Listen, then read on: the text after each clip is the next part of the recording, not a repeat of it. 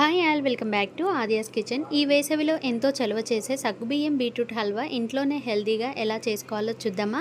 ముందుగా సగ్గుబియ్యం ఒక చిన్న గ్లాస్ తీసుకొని ఒక చిన్న మిక్సీ జార్లో వేసుకొని మెత్తగా మిక్సీ పట్టుకొని ఒక గిన్నెలో వేసుకొని కొంచెం వాటర్ వేసుకుంటూ బాగా మిక్స్ చేసుకొని పక్కనుంచుకోవాలి. ఆ తర్వాత బీట్రూట్ తీసుకొని శుభ్రంగా కడిగి తొక్క తీసి దాన్ని బాగా తురుముకోవాలి. ముక్కలుగా చేసుకుంటే మిక్సీలో మెత్తగా రాదు కాబట్టి ఇట్లా తురుము తీసుకుంటే మెత్తగా మిక్సీ అవుతుంది.